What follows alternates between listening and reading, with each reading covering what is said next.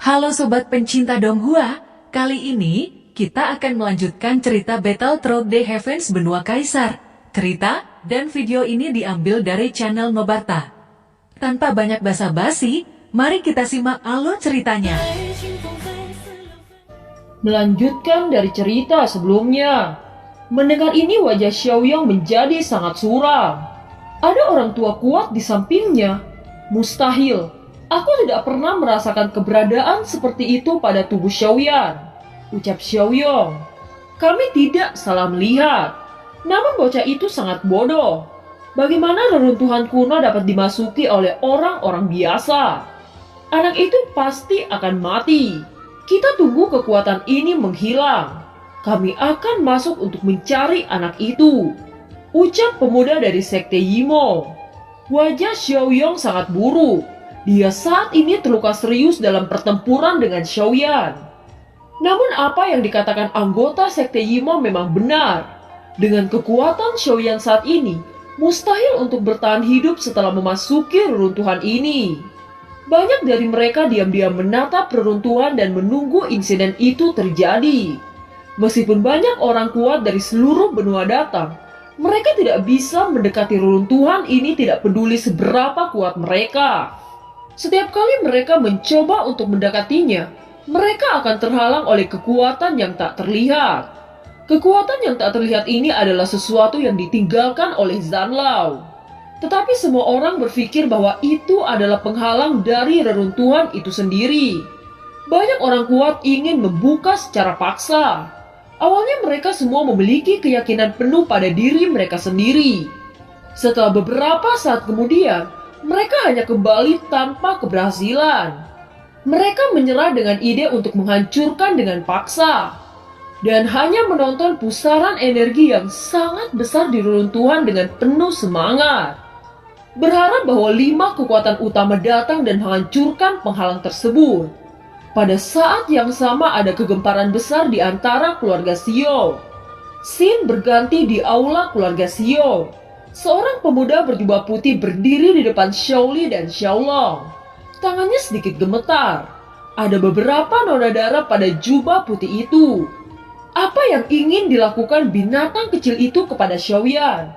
Jika sampai Xiaoyan kehilangan satu helai rambut pun, aku tidak akan melepaskan Xiaoyong bajingan itu, ucap Xiaolong dengan marah.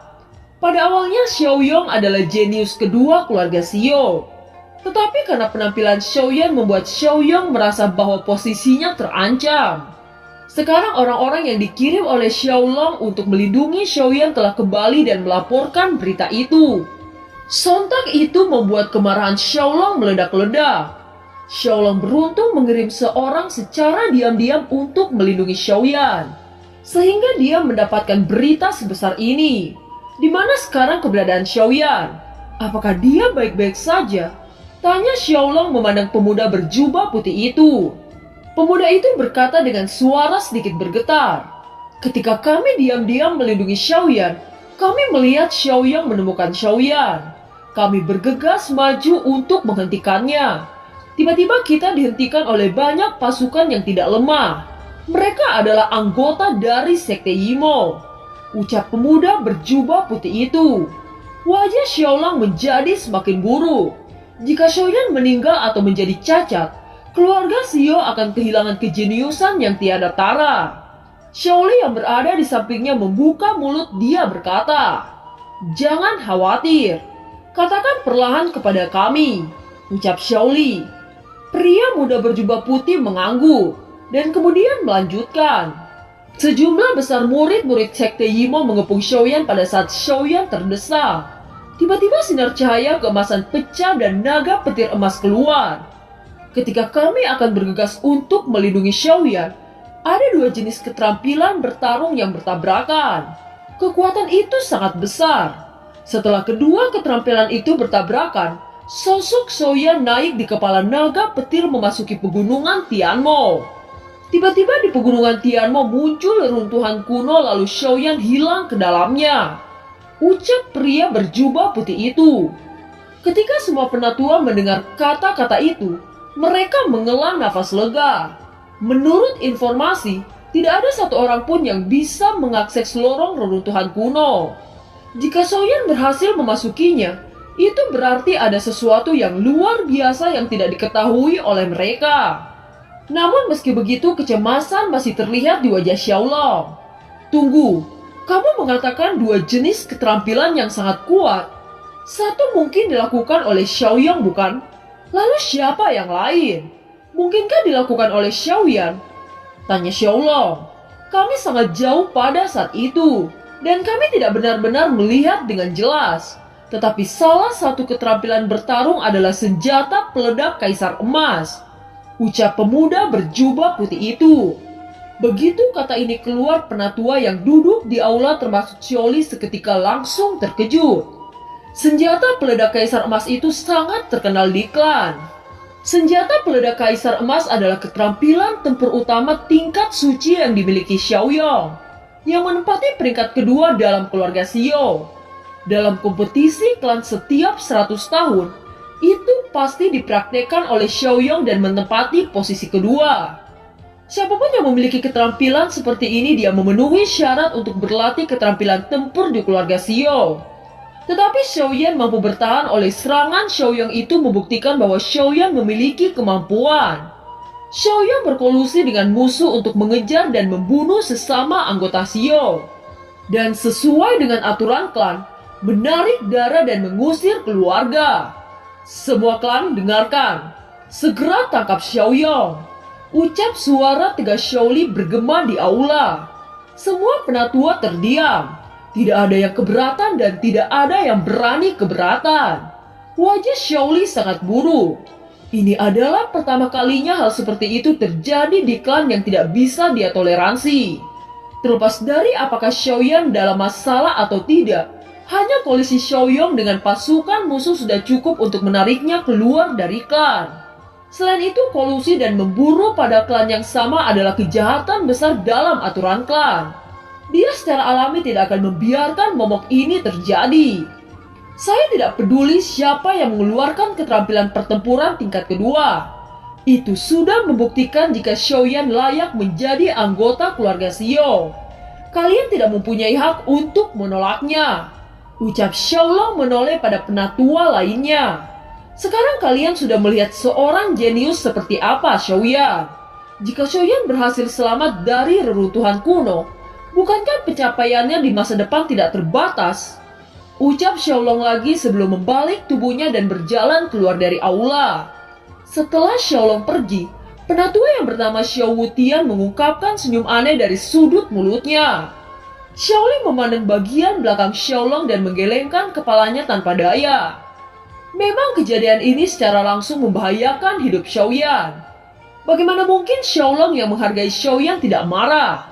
Ini belum terlambat. Mungkin pasukan lain juga bergegas ke pegunungan Tianmo.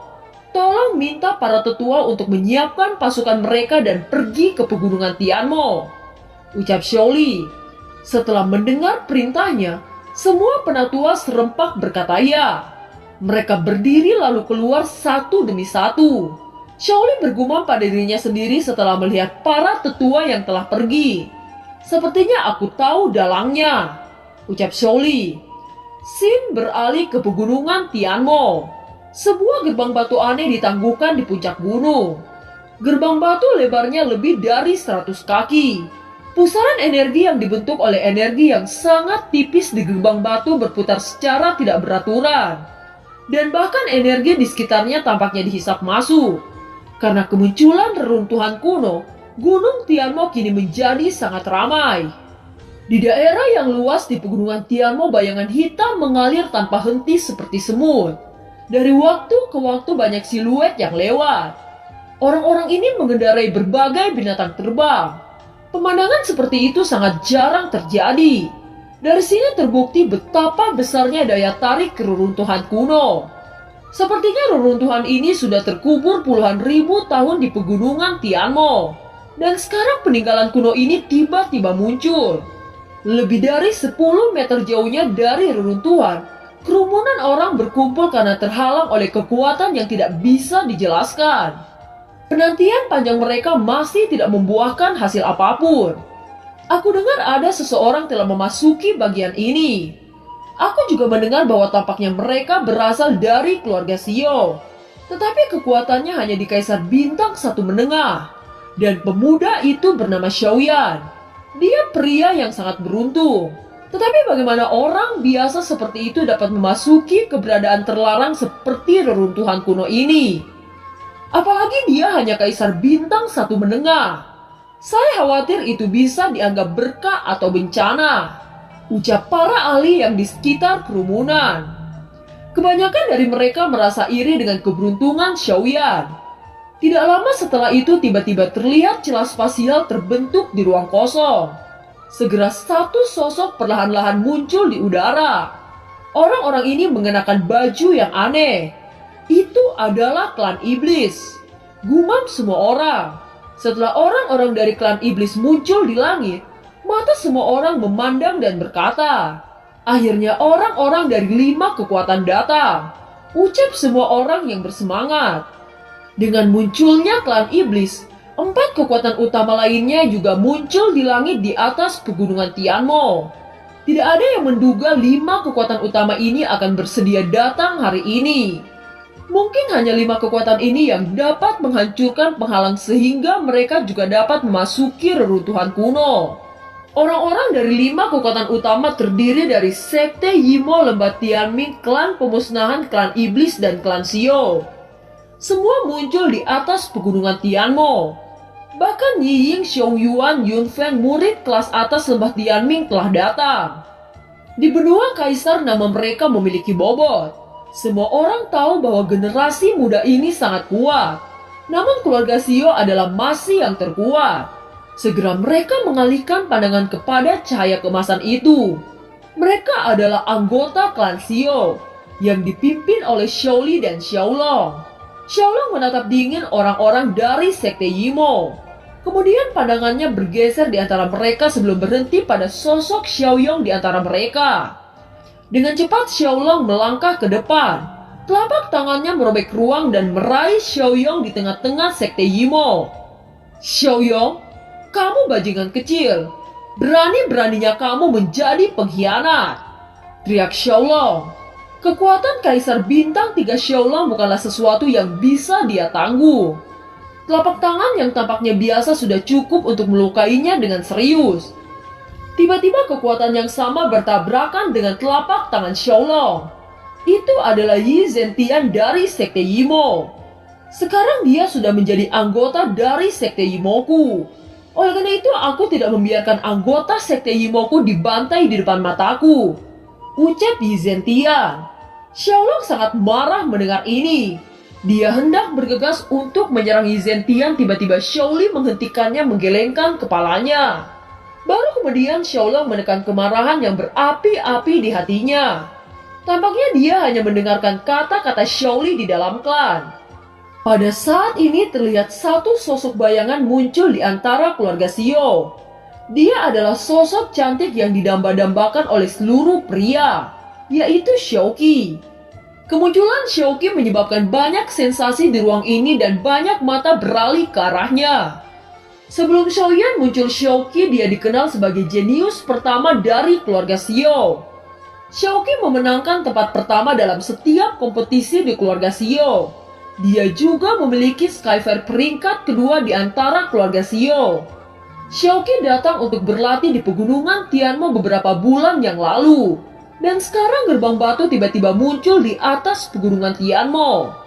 Dan secara alami dia tidak akan melewatkan kesempatan ini. Tiba-tiba Xiaoyong yang telah terjatuh sebelumnya tiba-tiba berdiri melihat perempuan yang dikaguminya. Namun dari kelihatannya Xiaoqi membuang muka dan berbalik pergi untuk menemukan posisi. Baiklah, sekarang kita akan mencoba menghancurkan penghalang ini. Aku tidak ingin menunggu terlalu lama, ucap Xiaolong. Xiaoqi berkata, kakek, ada apa dengan gerbang batu ini? Ucap Xiaoqi melihat ke arah gerbang batu yang memancarkan penghalang misterius. Ini adalah reruntuhan kuno yang tersembunyi di pegunungan Tianmo yang ditemukan oleh junior keluarga Xiao baru-baru ini, ucap Xiaoli. Junior baru? Tanya Xiaoqi.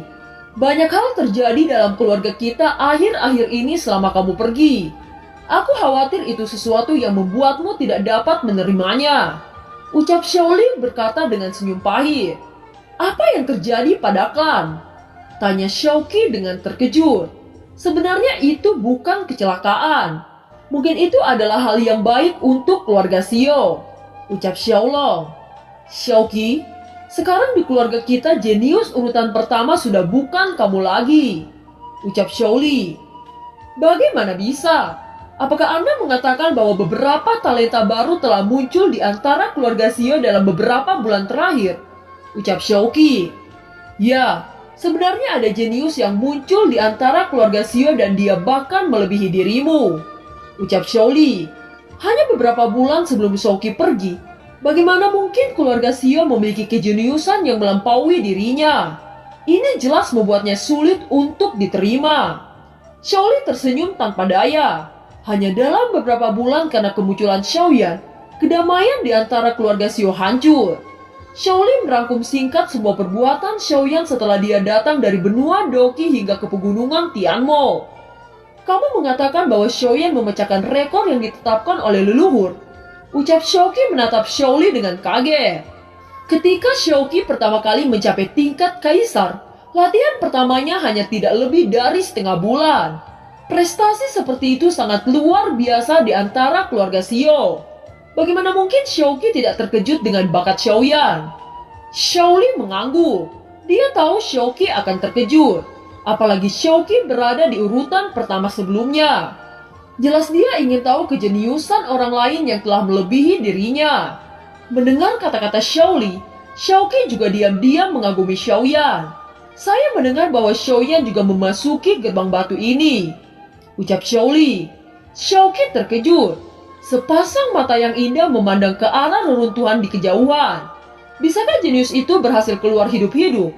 Mata semua orang tertuju pada 5 kekuatan di atas. Penghalang di depan gerbang batu hanya dapat dibuka oleh 5 kekuatan ini. Scene berganti. Di dalam reruntuhan seorang lelaki sedang duduk dikelilingi oleh darah iblis yang sangat deras. Itu memancarkan cahaya merah samar di sekujur tubuhnya. Bahkan itu hampir menyatu dengan langit berwarna darah ini. Lelaki ini tidak lain adalah Xiaoyan. Ada banyak darah iblis di udara, dan darah iblis perlahan membentuk pusaran darah di udara. Zanlo berdiri di samping Xiaoyan, namun ekspresinya sedikit jelek saat dia menatap ke kejauhan, seolah-olah ada sesuatu di depannya. Zanlo melirik Xiaoyan yang masih belum pulih. Keterampilan bertarung Xiaoyan pada tahap ini masih terlalu rendah. Jika Sky Fire Xiaoyan berhasil berevolusi ke tingkat 2, maka pembakaran panas itu akan menjadi pembakaran dingin. Pada saat itu Xiaoyan akan mampu mempraktikkan jenis keterampilan tingkat suci. Anak kecil, ada sesuatu yang datang. Saya tidak dapat membantu Anda. Kamu harus berhati-hati. Ucap Zanlo memasuki pagoda emas. Begitu Zanlo menghilang, naga petir keluar dan berdiri di samping Xiaoyan. Naga petir juga melihat ruang berdarah di kejauhan. Sepertinya merasakan keberadaan kekuatan tersembunyi yang mendekati mereka. Xiaoyan menatap naga petir sambil tersenyum. Tiba-tiba dia berkata, "Hari ini kamu akan menjadi anak angkatku. Mulai sekarang aku akan memanggilmu Longyan. Apakah kamu suka?" Ucap Xiaoyan. Naga itu mengangguk setuju. Tiba-tiba celah besar retak di permukaan tanah, yang ternyata sosok itu merupakan ular berkepala 2. Dan film pun berakhir. Terima kasih telah menyimak dari awal sampai akhir ya. Sampai jumpa.